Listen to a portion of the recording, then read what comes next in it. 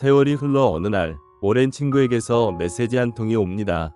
야, 이번 주 토요일에 동창회 하니까 꼭 와라.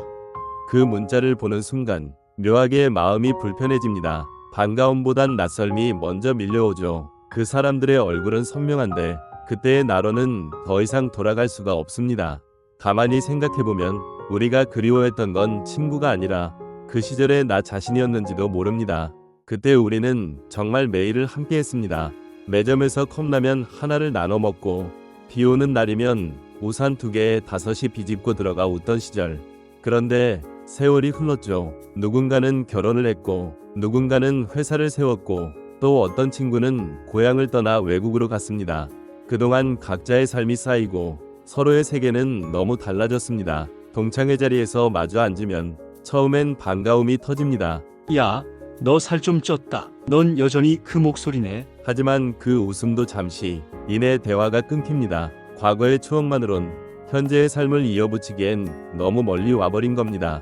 그 시절엔 서로의 내일이 같았지만 이제는 서로의 오늘조차 이해하기 어렵습니다. 누군가는 아이 이야기로 누군가는 사업 이야기로 이어가려 하지만 그 이야기는 우리의 공통된 언어가 아닙니다. 결국 그 자리에 남는 건 예의와 형식뿐. 잘 지냈어? 그래, 넌? 그 두 마디 안에 20년의 세월이 다 담겨버립니다. 그날 밤 집에 돌아오는 길에 문득 생각합니다. 나는 그들과 어색했던 게 아니라 그 시절의 나와 어색했던 거구나. 동창회에서 다들 모였을 땐 처음엔 웃음소리로 시작됩니다. 하지만 조금 지나면 그 웃음은 묘한 긴장으로 바뀝니다. 우리 아들 이번에 의대 붙었지? 나는 이번에 차 바꿨어. 수입차로. 회사에서 이제 임원 달았지. 누구도 나쁘게 말하려는 게 아닙니다. 그냥 자기 얘기를 하는 것뿐인데 듣는 사람의 마음은 조용히 작아집니다.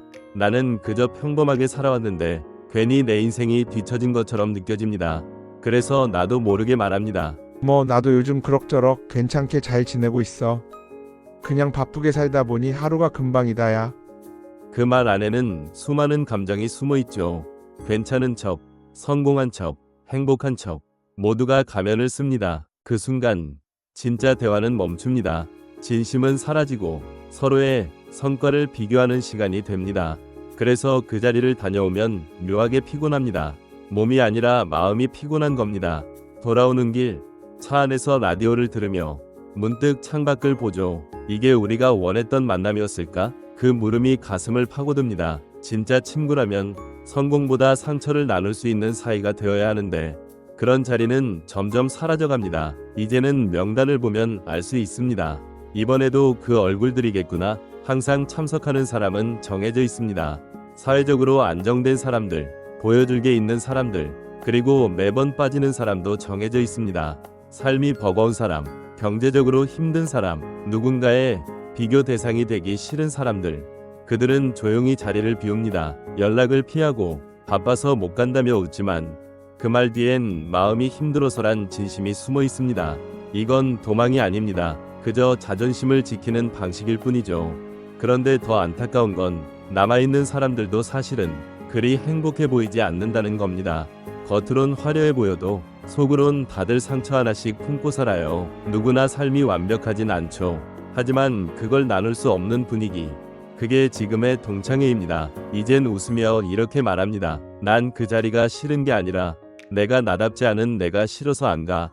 그렇다고 모든 인연이 의미 없다는 건 아닙니다. 오히려 이런 시간들을 지나면서 진짜 친구가 누구인지 더 선명해집니다. 세월이 흘러도 변하지 않는 목소리 하나. 야, 괜찮냐? 요즘 힘들다며. 그 한마디에 울컥할 때가 있습니다.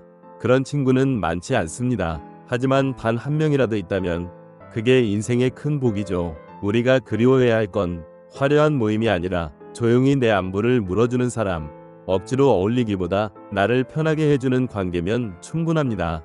그게 나이 들수록 가장 큰 행복의 기술이니까요. 살다 보면 누구나 떠나고 누구나 남습니다. 하지만 결국 남는 건 내가 어떤 마음으로 살아왔느냐입니다. 화려한 인맥보다 따뜻한 진심 한 줌이 더 오래 마음에 남습니다. 그리고 언젠가 다시 그 친구들을 만나더라도 이렇게 말하고 싶습니다. 그때 우리가 진짜 친구였다는 걸 이제야 조금 알 것 같아. 삶은 동창회가 아닙니다. 누가 더 잘 사는지가 아니라 누가 더 진심으로 살아가고 있는지가 중요합니다. 그게 우리가 나이 들어 배워야 할 가장 중요한 인생의 예의 아닐까요?